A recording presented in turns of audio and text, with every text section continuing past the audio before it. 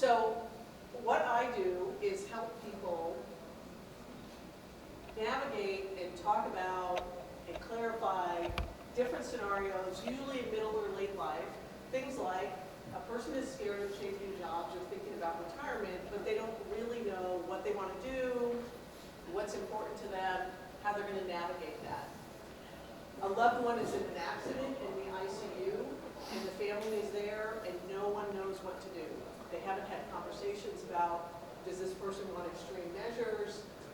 Do they want to be on a ventilator or not? What are their wishes? Because they've never had those conversations. A middle-aged parent, not uncommon, can sometimes regret not spending enough time with their family because they've spent more time at work. An older adult doesn't know how to talk to their adult children about their preferences and values and decisions around maybe where they want to live, what kind of care they might want to have, what are their end-of-life values and preferences and feelings and thoughts. So what I do is help people navigate 3 steps: clarifying and articulating their values around these different issues, using those values to make value-based decisions about these different issues, and then communicating those values and decisions to people who need to know, their loved ones, their physicians, their neighbors, their caregivers, whoever. Why do I do this work? Well, from a personal background, I grew up in the San Francisco Bay Area in a large family. I had 12 brothers and sisters. So you can imagine when my parents were at the end of their life, the conversations that happened. Even though my parents had written down what they wanted, there was still a lot of argument. I was really close to my maternal grandparents, and I watched my mother and her siblings go through negotiations about decisions of their care and moving them, et cetera, what they needed. I have lost 3 siblings and my father to cancer, so I have been through a lot of these decisions about care, end of life, what that's like, what people want, care at home versus care in a hospital. I took care of both of my parents in my home at the end of their lives, which was a real gift to me, and I've supported many friends and colleagues through these kinds of processes as well. And why do I do this work professionally? My background is as a college professor in developmental psychology with a focus on aging and aging in different cultures. So I've been able to travel to lots of different countries and study aging. And in the United States, we don't really learn how to talk about our values, how to articulate our values, how do we use those values to make decisions. We don't really do well with transitions, with aging, particularly end of life, decline, pain, suffering. But there's a lot of other cultures that do it in ways that are much more humane. And so what I'm committed to is to help people really try to avoid some of the pain and suffering that's already happening in a difficult situation. It doesn't take everything away, but it takes some of it away because you've had these conversations. People know what's important to each other. They can have those conversations at difficult times. And so I think that the way to do this is to understanding our values and using those to make decisions and communicate in a healthy and productive way with people who need to know those things. So as I said, my background is in higher education. I was a college professor with a specialty in aging and research. I've also done diversity and equity training. I've worked in this area pro bono because my real job was being a professor. So, but staff and faculty would call me and say, "My mother lives in New York and this fell. What are we going to do? I don't know anything." So I do research all over the country for people about what resources are available for their family members. I do advanced care and end-of-life planning, and then on the other side, I do research design and data analysis as well, and grant writing for nonprofits. And then I've had the opportunity to teach and do research and consulting in a lot of different countries, primarily Japan, Sweden, Germany, and the UK. Then I should say my certifications, people say, "Oh, you should have certifications." So I'm a certified values-based coach. I did the advanced care planning facilitation training through respectingchoices.org in Wisconsin. I'm a certified life coach, and I completed the end-of-life educator / guide through the International End-of-Life Doula Association, which is super interesting about helping people navigate end-of-life decisions and processes. So I work really, Becky was asking me, so do I kind of focus on mid and late life? Yes, those are the issues, but it's sometimes young adults who are trying to have conversations with their middle-aged parents, sometimes middle-aged children who are trying to have these conversations with their older adult parents, older adults who are trying to have these conversations with their middle-aged children or their young adult grandchildren. So it can be around retirement, job choices, moving, downsizing, moving to, do we need to look at assisted living? Can we stay in our own home? So I can come into your home and say, if you want to stay here, you should maybe make that bathroom an accessible bathroom on the first floor. So if there's an accident, is your first floor going to work? Do you have accessibility to your second floor? But it's really individualized because it's based on people's values. Advanced care planning, how do you choose a healthcare agent and have conversations about what your wishes would be with them. There we go. So I do workshops in person or virtually on any of those topics or a customized topic if someone's interested. I do additional research on any new topic of interest or in a geographical area. Again, if someone's looking for something for a family member in another area of the country. I work with staff who work with older people to help improve family communication. And then I work with individuals, couples, and families around values clarification and decision-making and communication. And then I have a sliding scale to no fee services. I do a lot of volunteer work in this area. I volunteer through the senior center in town and hospice as well. That's me. Thank you.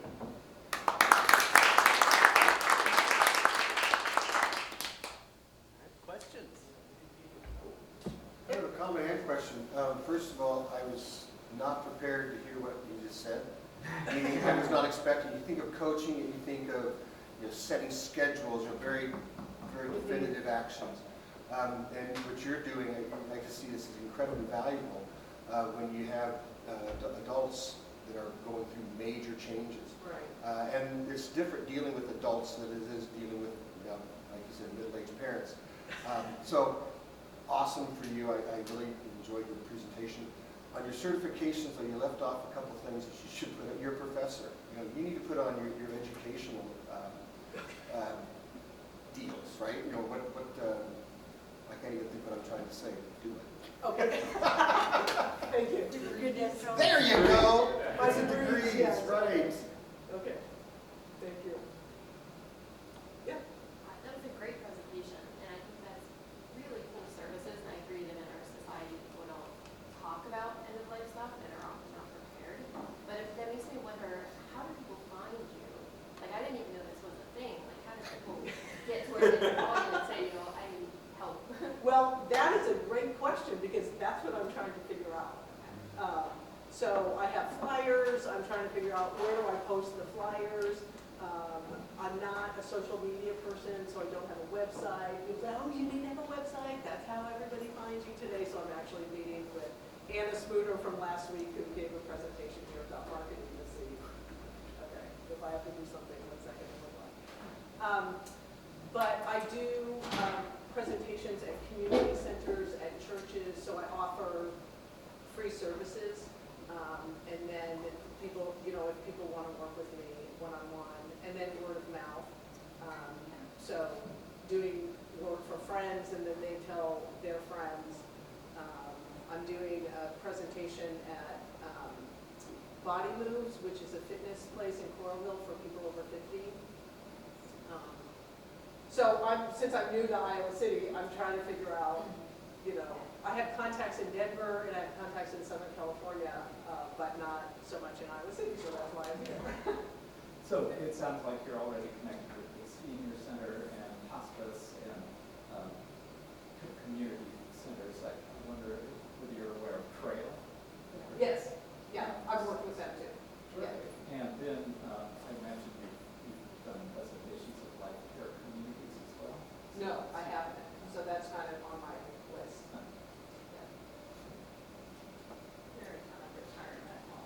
communities. I feel like that's probably what, 20, just even in this community, that'd be a really great, audience for you. Yeah. Connectivity with the university, geriatrics, and just have, see what, if you can even just put your business cards in different places. There's, your service is definitely needed, so, It is, I mean, and I know that because every person I talk to is like, let me tell you about my mother. I mean, everybody has a mother or the father story, right? Yeah, I know. And Aaron said, oh my God, I'm telling you about my mother. I said, no, everybody does. And I have my mother's story too, so. It's the nature of the human experience. I'm wondering where you connect with people in their 30s and 40s. I know. I had that question because I'm 33 and I moved back to Iowa City from Alaska because of my mother's care. So, Right. and I'm just like, I would have needed her a long time ago. Yeah, well, I mean, it's just. I'm still here now, so we can Yeah. have lunch. Please. Because, well, and I think that it's important so losing my parents, not to get into my mother's story, but losing my parents, my mom in my my dad in my 30s and my mom in my 40s, my husband and I will grab a bottle of wine and talk about our end of life, like wishes, and it's kind of morbid, but it is something that is so needed.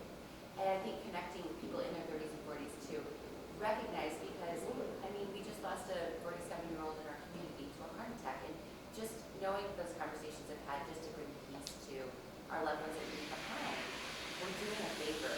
It's a total gift. It's a gift. So I agree. So I'm wondering, and I'll pick on this for you as well, like maybe talking, there's a place where we could get in front of, those of us that are in our 30s and 40s to have these conversations. Well, I mean, where 30s and 40s are, they're at work.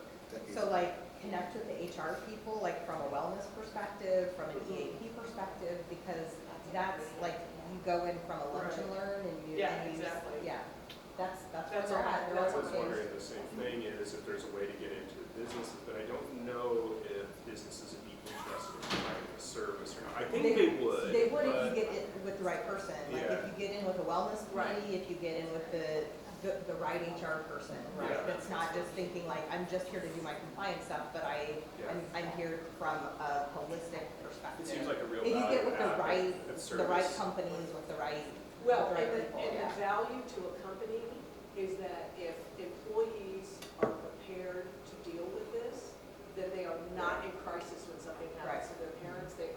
Absenteeism goes down because they're like, okay, so this is what's happening. I have this resource. I can Yeah. find the support I need, and I'm in a Yeah. much more settled place. Then something happens and we've never had a conversation about it. I don't know how to handle it. I don't know where to turn. So for employers, it's actually, this kind of stuff decreases absenteeism and stress. I know there's a stigma for attorneys being ambulance chasers, but I wonder if there's an opportunity for you to partner with some hospitals.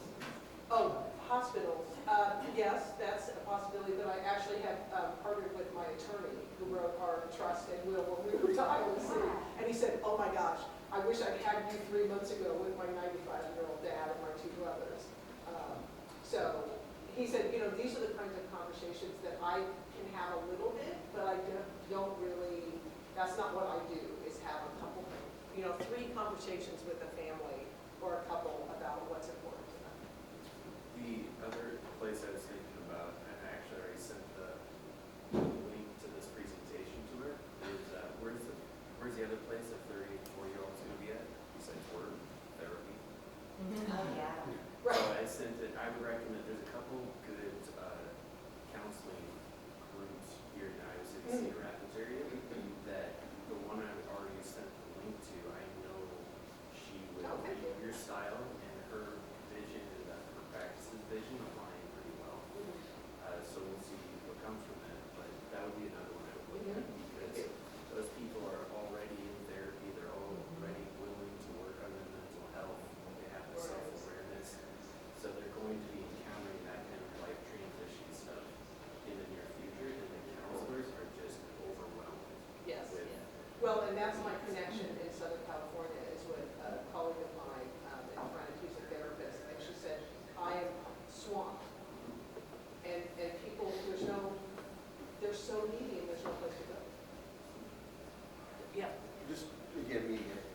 two things. Have you thought about some sort of speaker sessions, like, a month of every week you're giving some sort of presentation at the where you're hitting a specific topic. And it doesn't overwhelm people. So just something that can get people interested. You'll have people coming back for the second, third issues or versions. How do you keep from being just burnt out, helping other people all the time with these major life decisions? I think that would be very stressful on you. That's a great question. So to your first point, thank you. I did teach a 6-week class at the senior center in the fall, and I'm going to do it again. And it's open to anybody. You don't have to be over 50. That was exactly this. So I introduced the values-based framework that I use. And so people can, the whole 6 weeks are reflecting on their values. And then each week is a different topic. So the first one was housing and care arrangements, then legal, financial, medical, end of life, communication skills, and then dealing with strong emotions, right, which of course always comes up. So how do I do this? This for me is really spiritual work as well. So it is something that I feel like I have the capacity and the gift to provide for people. I somehow have the capacity to hold space around these super intense issues. I do a lot of spiritual work and self-care in order to do that as well. But this was kind of something I also learned from my parents too, because they, even with 13 kids, we had Vietnamese refugees living in our house when I was growing up. I mean, our house was always open and there was always space. And so I think I just inherited that from my parents. But it's something I have to really pay attention to my own self as well. Thank you for that question. Yeah. I have a question in a different vein, I guess. You mentioned you had spent some time in Japan, things like that. And in this field with aging in Japan, there's some really neat research or ideas on aging coming out of Japan. I was going to do a presentation this morning on, I don't know if you know the concept of ikigai. Oh, there you go. Yes, Yeah. Okay. Yeah. So I was just more curious if you were familiar with that or your thoughts on it. Oh, totally. Yeah. Right, and that's part of it is particularly for people who are looking at retirement, particularly for men, all of you men in the audience, right? What are you going to do? What is your purpose besides what your job has been? And so for me, helping people think about that ahead of time. What is the purpose for your life when you're 80 or 85 or 90 and you're housebound, or maybe you're even bedbound? It doesn't mean you don't have purpose or meaning. So that's very important to me. Yeah, that's great that you have that as a tattoo. I just happened to be, we ran out of time earlier, but I was going to talk about that in a little presentation. So that's kind of an odd coincidence, but. Yeah. What is ikigai? Ikigai is what is the purpose or meaning of your life? So it's a very, very important concept in Japanese culture, particularly as you age and kind of move out of your typical social roles into what are the other roles that are meaningful that you have. There's like a Venn diagram of that overlaps, like what you love, what you do, what you can make money at, what you're good at, and then it has all these overlapping things. You would know better than I. I have a question. Yeah. I love history, so and I love learning. So and I'm with this guy. I was not well prepared for this, but I'd love to hear your thoughts on the difference in management styles. With the vantage point of Japanese management, Kaizen, things like that, versus other management styles. So what do you see are the key differences, or are they all the same? You mean for business management? Well, you mentioned just thought process, so Japanese style of leadership and space and dealing with values, is different. I forget the acronym, but it'd be interesting to know your thoughts. Yeah, what I will say about different cultures, and Japan is one, interesting combination of these things. Yeah. But we, in the United States, we don't, our overriding cultural value is independence and self-sufficiency, right? Independence, autonomy, and self-sufficiency. So we do not deal well with dependency, with frailty, with how do we make decisions for other people. And so kids, fine, you can be dependent, then at 18 or 21, you're supposed to be independent, then you're supposed to be independent, and then we don't really know what happens at the end of life, and so we tend to treat older people like children, rather than as adults who are losing different kinds of capacities, right? In Japan, and in Sweden is another one, and other cultures, there's a much more integrated sense of interdependence over one's life. So there's generational interdependence. Japanese people, this is changing though. Japan has gone through massive social change in the last 25 years. And they are facing a massive aging crisis, as is China, as is Sweden. So Japan has always relied on family care. Then all of a sudden, major social change, women went to work, they had fewer kids, people left the villages. Now you have villages where the average age is 77 and there's no young people. So who's taking care of the older people? The family isn't there. So Japan, in the space of 15 years, put into effect a social insurance program to pay for old age care. Shocking that they could do it, but they don't have a democracy, right? So imagine trying to do that here. Yeah, not gonna happen. Tough. Right, because of the way our political system is. So political goes into it, cultural values goes into it, social and family arrangements goes into it. Sweden has had a very generous social welfare program, right? So really birth to death care, people pay taxes and they get a lot of benefit from that. Except they can't afford that anymore. So whereas you used to be able to just basically call up if I was 70 and say I need some home care twice a week for 3 hours, fine, no problem, social worker would come, it was basically signing papers. Now, to get home care in Sweden, you basically have to be nursing home eligible. You have to be super frail.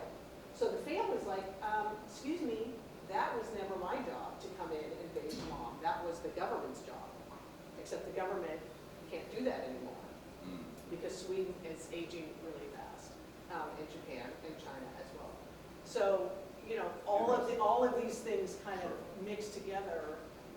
But I look at societies that have a sense of interdependence and say, that's the model I want to try to facilitate. I just want to put out one important thing to me, you know, is that step 1, step 2, step 3, and how in different phases in life, different things fit better, you know? And so I love that point, and I think it relates to a lot of the things that you're talking about, is how do you create a balance between all that. So that's really insightful.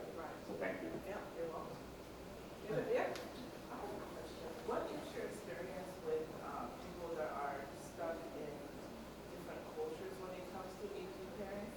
Like for me, I was born and raised in West Africa, right? But now I'm to the point where I know more about the American culture than I know about African culture.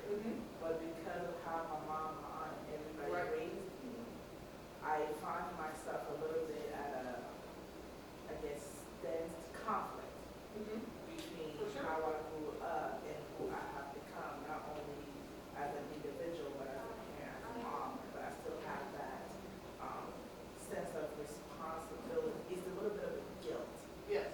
is what I feel. You have filial piety. Yes. Guilt. That's exactly what it is. Yeah. And a lot of times, I'm like, okay, I dropped everything to go to my mom. Right. Hey, I quit my job to make sure she was okay.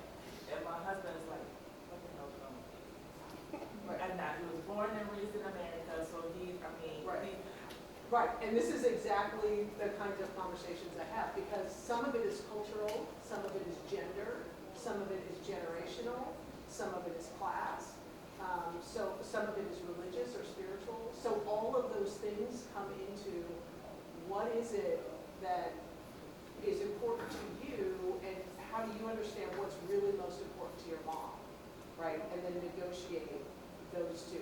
Because you've also got to take care of yourself, right? This is one of the things that we all know happens. The caregivers get burned out because they have no boundaries. And then they end up, and particularly in older couples, you have an 85-year-old whose 85-year-old spouse is taking care of them for many years. The spouse dies and this person ends up in the hospital, right? Because their health has declined and declined and declined because they haven't been able to really take care of themselves while doing caregiving. So, we should talk. Let's have one. I have kind of a two-part question, lightening the load a little. One, can you tell us a little bit about your journey to Iowa City? And two, just getting a little bit more to the woods, how do you monetize this? That's How do I let? Monetizing. That's my question for you. So my journey to Iowa City is that I was born and raised in Oakland, California. I thought I would die there. And then my husband and I, he was also a college professor, we both retired, and our younger son and his partner who are farmers from Sonoma County in the Bay Area, wanted to get out of California. So we said, well, let's go to Denver where my husband's family is, siblings. So we bought 23 acres up in the mountains and we tried to farm at 7,200 feet, which was very difficult with like a 90-day growing season. But it was a great adventure. I always wanted to live on a farm. We had sheep and goats and dogs and chickens and things like that. So after 3 years, we said we're going to do it for 3 years. It's an experiment. Anybody can bow out at any time. So they're back in Sonoma County, where they probably belong. And our son, older son, and our 2 grandkids and his wife live in Dubuque. And no offense to Dubuque, but I don't know what to do. So we looked at Iowa City and Madison because we wanted to be in a university town. We thought we loved Madison, and we hated Madison, and we loved Iowa City. And I loved every day that we've been here. It's been just wonderful, wonderful. And what was the second question? Monetize. Monetize. And I have a question related to that. You talked about Yep. a values-based framework. Is that your own creation? No, it's Brian Hall and Benjamin Tona who created this Hall Tona values map that I use. Do you partner with them? Well, that's the values coaching certification is through them.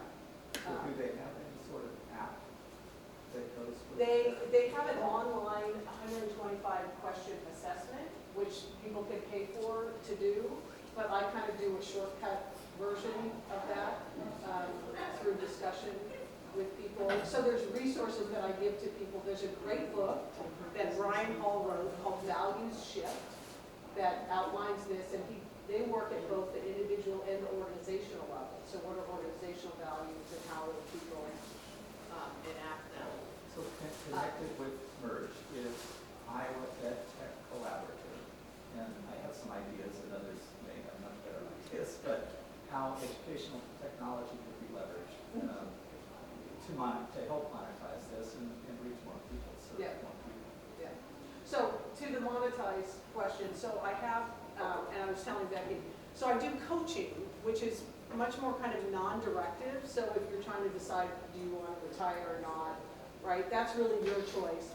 Versus consulting, which is really taking my 40 years of expertise around aging and aging needs in late life into, say, your home. And I would walk around your home with you and say, you know, okay, if you want to stay here, then I'm going to give you advice.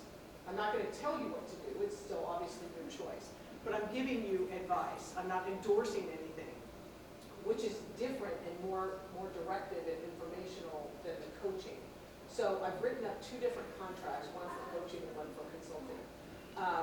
I'm charging $150 an hour, but it's also a sliding scale and to no fee. And my dilemma is that I always do a lot of volunteer work. And so that's kind of where I'm at right now. And I'm not entirely worried about it because I'm semi-retired, so I'm not looking for this to be a full-time job. But everybody says once word gets out, you're going to be swamped because everybody, has these issues going on. So I'm less concerned about the monetizing, but that's always been a challenge for me. And so that's still my dilemma. And marketing, I'm not very good at marketing myself, except through volunteering. Your conversation with Anna will be good help. So, Where do you see this in 3 to 5 years? Kind of what's your end goal with this? I think that my end goal, and this was a suggestion that Anna had, and some of you had too, is to be able to be a known presence in the community that can serve as a resource, to really serve a lot of people. So maybe doing groups. She suggested maybe a class through Kirkwood Community College, through their extension, to give people just some basis and some places, some steps to take, and some things to reflect on, because it doesn't need to be me, right? That is walking everybody through every step. So I want to get the resource out there and really encourage and support people to have these conversations. I would like to have a partner or two that I'm working with. I met a young woman the other day who's 35, who's an end-of-life doula as well. So we're actually meeting up this week to talk about how we might partner and do some things around that. So I would like to be a community resource, which is not everybody working with me one-on-one. Yeah. It sounds strange, but I'm almost wondering if you could make like a passive income element, right? So like I'm 42, I don't feel like my death is imminent, but I'm thinking, planning ahead. Like I don't feel like I would need coaching, but just maybe some videos of what should I be thinking about, some worksheets. Like if you could have some kind of passive thing you could create and Right. sell at a reasonable price. I do have some Okay. worksheets and things like that, yeah. A master class of sorts. Yeah. Yeah. That needs to be on your slide too. Got all the good tips. Master class? Yeah, oh, yeah. If you've got things for sale. PhD master class for sale. There you go. Actually, one of the things I'm doing right now is helping a friend of mine put her master class together online. I'm not doing mine, I'm doing hers. But that's okay. All Well, right. then you'll know exactly how to do it when you're done. Yeah. Thank you so much for Any your other time questions? and attention. Any other questions before we get to our final question? I don't want to cut anyone off because we're having a good discussion. So, not hearing any other questions, we do have one final traditional question. What can we as a community do to help you? Well, you heard what I'm looking for. I mean, so connections or opportunities to present referrals. I got a bunch of business cards if anybody wants one. So I think this conversation has been super helpful already. Thank you so much. All right, Really let's appreciate it. give Mary a